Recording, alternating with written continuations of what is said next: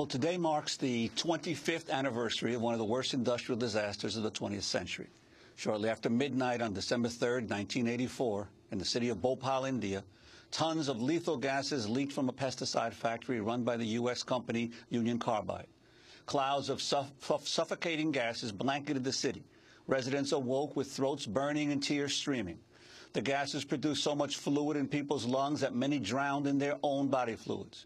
Between 8,000 to 10,000 people lost their lives within days. Thousands more died in the following years. Over 150,000 are still suffering chronic and debilitating illnesses. A new report released this week by the Bhopal Medical Appeal and a local clinic has found that there are still high levels of toxic chemicals in the drinking water supply in 15 communities near the old plant. Last week, Indian authorities decided against reopening the plant. They had announced they would open the factory to prove it no longer poses a threat to public safety, but reversed the decision in the face of protests. In August, an Indian court reissued an arrest warrant for the former CEO of Union Carbide, Warren Anderson. The court urged the Indian government to seek his extradition from the United States.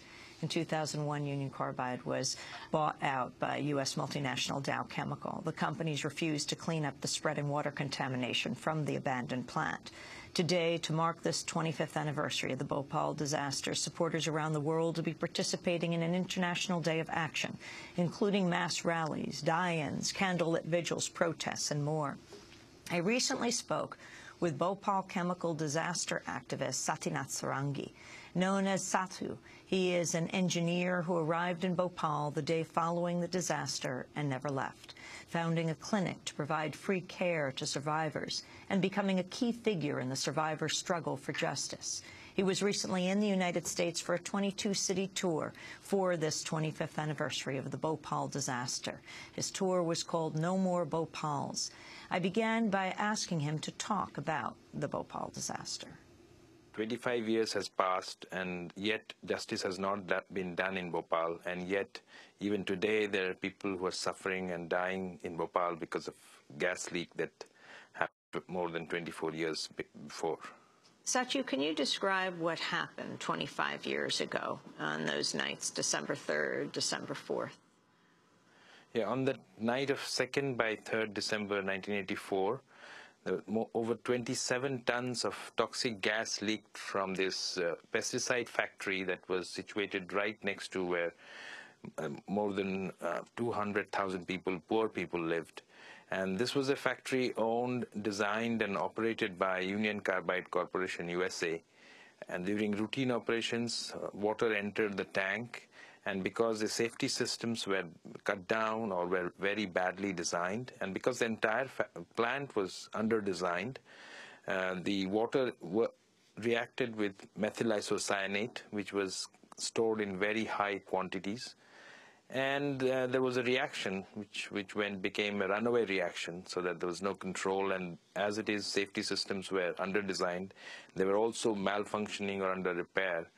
And this gas leaked, and like a 30-feet high cloud, it covered about the entire city of Old Bhopal, more than 500,000 people. And there was no warning system in the factory. There was no one from the factory was telling people to run on the opposite direction of the wind and not in the direction of the wind as they did. And no one to tell them that they could actually protect themselves from the deadly impact of the gas by just holding a wet cloth or over their nose and mouth. So the people got to know only after they were surrounded by this cloud from all around, and they started running. And when they ran, as they ran, they inhaled more and more of this poisonous gas that sheared their lungs. And there was so much secretion of body fluids in their lungs that actually many people died because they drowned in their own body fluids. And then there were lots and lots of people who died because of the effect on the brain. Women were aborting as they ran. And it was by the next morning, there were thousands of people dead. Within the first 3 days, between 8 and 10,000 people died. And then in the subsequent years, more people died because of the damage that was caused to almost every organ in the body, because the poisons that people inhaled, they went into the bloodstream through their lungs and stayed there and damaged their lungs, their brain, liver, kidneys, and even more than 100,000 people still have chronic illnesses from that exposure. Next generation, we know, is marked by carbide's poisons.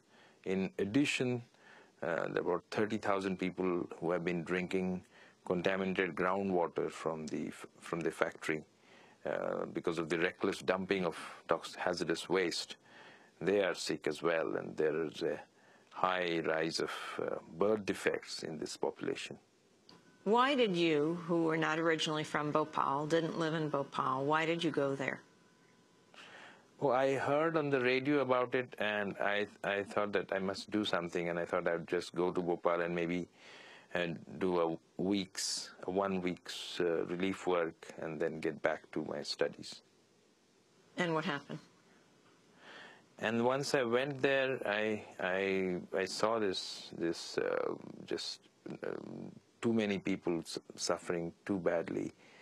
And I also saw that many people had come to help, and so I joined them.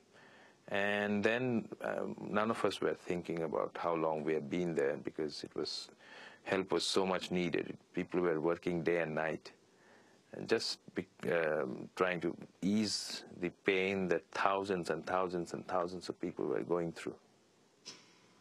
Talk about Union Carbide, what it did at the time of the spill, how you believe it happened, and then how the Indian government dealt with them and where they stand today.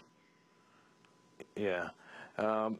What is very clear from the internal documents of Union Carbide that we obtained through the discovery process in the U.S. federal court is that to start with, back in '73, when the proposal for the methyl isocyanate plant in Bhopal was approved by the Union Carbide Corporation's Danbury, Connecticut headquarters, they knew very well that to cut costs, they had sent untested technology, quote unquote. And this untested technology involved substandard construction material. It involved substantial design changes compared to its sister plant in Institute, West Virginia. And it was built in a way that its operating cost would be much lower. And it was also built in a way that they would just dump toxic waste on the surface, the Union Carbide's management already knew that a serious problem of contamination would occur. And yet this was sent to Bhopal. In 1980, it was made further unsafe because of the global cost-cutting that Union Carbide headquarters from Danbury, Connecticut directed, which meant that workers were cut down. It was cut down to about half, so that while safety training used to be 6 months, it was cut down to 15 days. And as a result of this cost-cutting, very soon the results were apparent, which was workers were hospitalized, they were injured, one worker died, and all this information was sent from the Bhopal office to Union Carbide's headquarters, but they took no note. What happened was Union Carbide Corporation sent a safety audit team of engineers from Charleston, West Virginia in 1982, and this team found that there were at least 30 spots where major hazard could occur in the Bhopal pesticide plant. And 11 of them were in the methyl isocyanate 7 unit, which is where the disaster occurred. But nothing was done about these hazard spots to remedy these, or the information was not even shared with the local management or the workers. And so this was a disaster waiting to occur. And Union Carbide knew that, and yet they went ahead with the cost cutting, and which included shutting down a refrigeration system that was meant to be kept, that was mandated to be kept there to keep the methyl isocyanates at sub-zero temperature. Instead, the refrigeration unit was cut down just to save something like $30 a day. And so all these deliberate design differences, the cutting down of safety systems, all this led to the disaster, which was very, very clear. And right after the disaster, Union Carbide took this position that it was caused by a disgruntled worker. Deliberately, it was caused by a disgruntled worker who didn't like the way the management was treating them, which is a very, very serious lie, because Union Carbide has not